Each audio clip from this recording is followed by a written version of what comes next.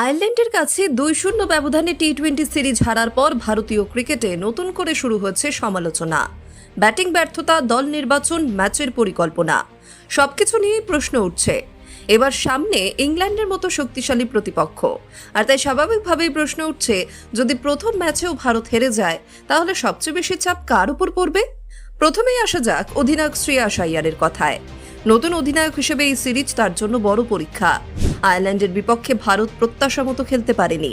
একজন অধিনায়কের কাজ শুধু মাঠে সিদ্ধান্ত নেওয়া নয়, দলের আত্মবিশ্বাস ধরে রাখা এবং কঠিন পরিস্থিতি থেকে দলকে বের করে আনা। তাই ইংল্যান্ডের বিপক্ষে ফল খারাপ হলে নেতৃত্ব নিয়েও আলোচনা হওয়া অস্বাভাবিক হবে না। তবে শুধু অধিনায়ককে দোষ দিলেই পুরো ছবিটা দেখা হবে না। কোচ গৌতম গম্ভীরের দিকেও অনেকের নজর থাকবে। গত কয়েক মাসে ভারতীয় দলের দল নির্বাচন, খেলোয়াড়দের ভূমিকা ও কম্বিনেশন নিয়ে বারবার আলোচনা হয়েছে। আয়ারল্যান্ড সিরিজেও কয়েকটি সিদ্ধান্ত নিয়ে সামাজিক মাধ্যমে সমর্থকদের মধ্যে বিতর্ক দেখা গেছে। বিশেষ করে কিছু তরুণ ক্রিকেটারকে সুযোগ না দেওয়া নিয়েও প্রশ্ন উঠেছে। তবে এটাও মনে রাখা জরুরি, একটি ম্যাচ বা একটি সিরিজ দিয়ে কোনো কোচ বা অধিনায়কের কাজের মূল্যায়ন করা ঠিক নয়। নতুন দল তৈরি করতে সময় লাগে।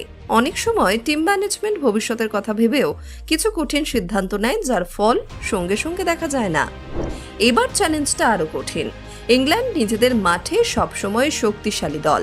তাদের আক্রমণাত্মক ব্যাটিং, গভীর ব্যাটিং লাইন আপ এবং অভিজ্ঞ বোলিং ইউনিট ভারতের জন্য বড় পরীক্ষা হতে চলেছে। ভারত যদি এই ম্যাচে জিততে চায় তাহলে শুধু একজন বা দুজন নয়, পুরো দলকেই একসঙ্গে ভালো খেলতে হবে।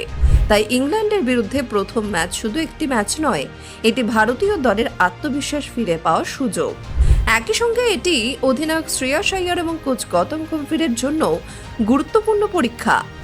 ভালো ফল এলে অনেক প্রশ্নের উত্তর মিলবে, আর যদি আবারও হার আসে তাহলে সমালোচনা যে আরও জোরালো হবে তা বলাই যায়।